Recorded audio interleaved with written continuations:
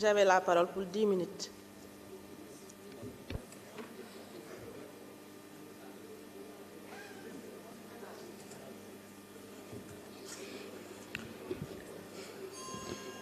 Je vous remercie, Madame la Présidente.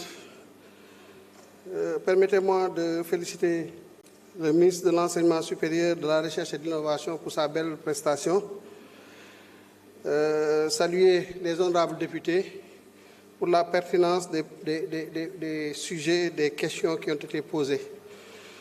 Naturellement, l'enseignement supérieur est un sujet plus qu'important. Avenir u réew mi moom la ñuy waxtaane c'est l'enseignement supérieur boo jëlee éducation jël formation technique professionnelle boole ko enseignement supérieur dëgg-dëgg da ngay gis ne ñu ngi xool suñu ndaw naka la ñuy fexee ba ñu wuutu mag ñi ci anam yu gën a rafet te loolu lu am solo la mooy justifier d'ailleurs les crédits qui ont été alloués à ce département ministériel. Gis naa ci préoccupation député yi et depuis les travaux de commission mooy ne nañu yokkal enseignement supérieur ay ressources am parce que entre 2025 et 2026 le budget du ministère a baissé de 7 milliards 515 millions. C'est vrai, mais c'est aussi faux. C'est vrai parce que si on compare le budget de manière schématique, de manière arithmétique, de l'année 2025 à l'année 2026, en 2025, nous avions 308 milliards.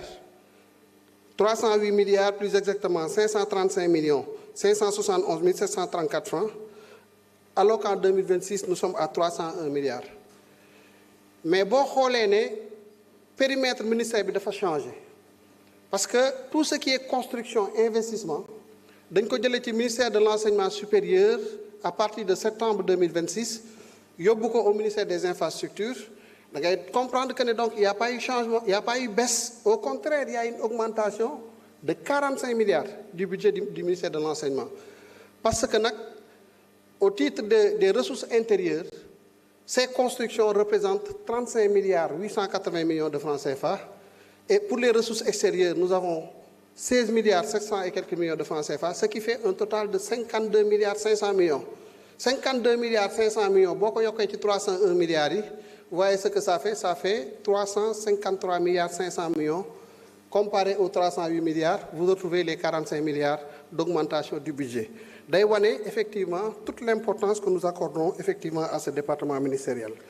Légui, xool université yi parce que c'est complètement erroné. Faites une bonne lecture du budget, même en comparaison, pour comprendre que nous avons beaucoup fait. Transfert vers les établissements publics d'enseignement supérieur, il y a une progression constante. En 2024, les crédits budgétaires étaient de 85 milliards. En 2025, nous l'avons porté à 104 milliards, soit une augmentation de 19 milliards 370 millions et de 22,7%. 22,7%, une valeur, un agrégat augmenté, ça signifie que l'augmentation est vraiment significative. Bon, aussi entre 2025 et 2026, le budget a augmenté de 8,31 milliards parce qu'on est passé encore de 104 milliards à 112 milliards 740 millions. Quand même, les nouvelles autorités accordent une place importante à ce secteur de l'enseignement supérieur. Il y a des sujets. Il y a vraiment des sujets. Et ça, il faut... Honorable Awa Dione wax na ko léegi te lu am solo la wax dafa ne nit boo jëlee engagement changé doo dem ba ci digg bi nga taxaw wala nga kii da ngay romb rek da ngay def li nga war a def rek nga jàll. Enseignement supérieur, le modèle n'est pas bon. Il faut qu'on ose se regarder les yeux dans les yeux et puis ñu waxante dëgg. Le modèle n'est pas bon parce que gis ngeen les milliards que l'on injecte dans le secteur fu mu jëm fan la jëm pour l'essentiel ci social bi sax ministre bi nee na investissement la mais daf ci am lu bari loo xam ne ci ay fay salaire la jëm et ce qu'il faut dire c'est que salaire yooyu ça ne correspond pas souvent à des profils dont les universités ont besoin loolu tamit dëgg la pendant longtemps nos universités et centres des œuvres universitaires et sociales ont été politisées gis nga suñu bëggee avancer ñu ne ñun dañoo ñëw pour liggéey réew mi il faut ñuy jàkkaarloonte di xoolante les yeux dans les yeux wax ne lii baaxul mënut a dem gis nga boo jëlee butéelu bisaab bu 1 litre 500 nga ne da nga ciy def chaque jour nga bëgg a naan sa njaru bisaab da nga ciy def kilo suukar mais ci suukar a ngay mujj ci jabet a ngay mujj yàlla nañu ci yàlla musal te c'est ce que nous sommes en train de faire dama joxe cette forme imagée pour ñu xool loo bëgg suukar war ngaa xool li nga xam ne moom ngay def en terme de dosage lu sa yaram antan parce que finalement ci ay jafe-jafe rek lay mujjee yóbbu gis nga l'enseignement supérieur là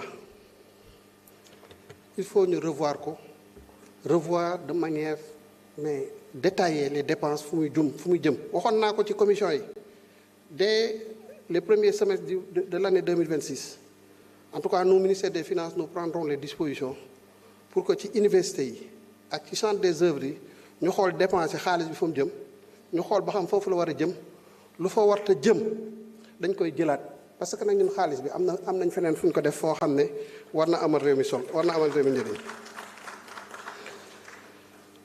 léegi nag loolu daf may yóbbu ci situation bourse yi nous avons été étudiants man de su ma taxawee fii tey di wax nii c'est grâce à ces allocations là que je percevais loolu lu am solo la mais nag ça ne signifie pas que dañ ko war a defee n'importe comment aussi ce n'est pas l'étudiant qui est en cause c'est tout le système qui est aujourd'hui à revoir parce que boo xoolee xam nga lu xew ministre bi wax na ko sànq ñëpp jàpp nañ ne une année c'est 12 mois janvier février mars avril mai juin juillet août septembre octobre novembre décembre année universitaire dafa am yeneen 4 mois yu ci yokk c'est des bourses supplémentaires c'est le 13e mois les heures supplémentaires qu'on paye aux enseignants personnels chercheurs c'est le 14e mois les charges de fonctionnement supplémentaires c'est le 15e mois et ainsi de suite ba 16e mois yu mat qu'est-ce que ça signifie mais ça signifie que ñu ngi fay loo xam ne jaaduwul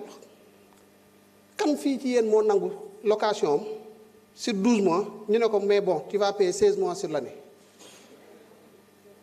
kenn nangu ko quand je parle de fuite budgétaire je fais allusion à ça léegi nag le ministère a un plan pour financer le recrutement d'enseignants chercheurs parce que pour ñun le plus important c'est la stabilisation de l'année universitaire. On a tenu plusieurs réunions avec les services du ministère de l'enseignement supérieur, de la recherche et de l'innovation. Ñu juboo ci ne ñu laaj leen qu'est-ce qu'il vous faut pour stabiliser l'année universitaire. su ko defee bu ñu ko defee on va gagner mais beaucoup on va gagner en salaire en heures supplémentaires en fonctionnement des universités des centres des œuvres universitaires. On va gagner en bourse. On va gagner un ticket de restaurant. On va gagner en électricité, carburant, ainsi de suite. Et on va gagner. Pour le faire, donc, nous sommes disposés à donner les ressources, étant entendu qu'à moyen terme, ce sera une opération arithmétique à somme nulle. Parce que les plus de si nous stabiliser l'année universitaire, nous pouvons rattraper. Lolo moo waral ñu autoriser cette année le recrutement de 500 enseignants-chercheurs avec une enveloppe de 9 milliards. suñ ko defee ren il y a un engagement par contre du ministère de l'enseignement supérieur c'est que cette année ñoom tamit ñu rattraper 1 mois sur les 4 mois supplémentaires yi nga xam ne moom mooy grever l'année universitaire. suñ ko defee cette année prochaine ñu def ko dans un horizon de 4 ans nous allons définitivement stabiliser l'enseignement supérieur. loolu moom mooy li nga xam ne dañ ko war a def nous nous sommes engagés à accompagner le ministère inchallah par même une convention. Et on espère qu'on arrivera sur nos pieds à l'issue de l'année 2028. Pour le reste nag la politique de l'enseignement supérieur waru nekk une politique qui favorise wala buy aboutir à ce qu'on appelle une armée mexicaine ñëpp nekk ay docteurs ñëpp nekk ay juristes ñëpp nekk ay comptables ñëpp ñiy jàng anglais français allemand c'est bien c'est important mais réew loolu du ko defar. Je me rappelle, on disait qu'à l'époque, que Corée, Corée du Sud, ambition yi autorité tagoon dañ ne fii ak tel nombre d'années dinañ fexe ba àdduna bi ñeenti nit ñoo jël dinañ am benn produit coréen bu ñor. À chaque fois que tu prends une personne sur 4 di nga fekk mu trouver un produit coréen suñ ko réussir aussi ils sont très proches de réussir cette ambition là. Parce que ñi yor oto ay Kia Hyundai wala nga am Samsung wala nga am tel autre appareil pour l'essentiel c'est des appareils coréens loolu nag comptabilité du ko maye droit du ko maye. Il nous faut des juristes, il nous faut des comptables, il nous faut des économistes, il nous faut mais lu ci nekk il faut un bon dosage. moo tax ISEP yi fa lañ jëm bu 46 départements yëpp amee ISEP dinañu def de grands pas dans ce domaine là. Est-ce que ñooñu ñu ngi leen di fayal ay tickets de restaurant wala ay location nangam sangam non pourtant c'est des étudiants comme d'autres suñ mbokku daara yi est-ce que ñu ngi leen di fayal loolu lépp non et pourtant c'est des Sénégalais comme tant d'autres amal njëriñ réew mi nag parce que boo demee Sandaga wala nga dem ci yenn zone économique yi ñoom nga fay fekk. Je vous remercie.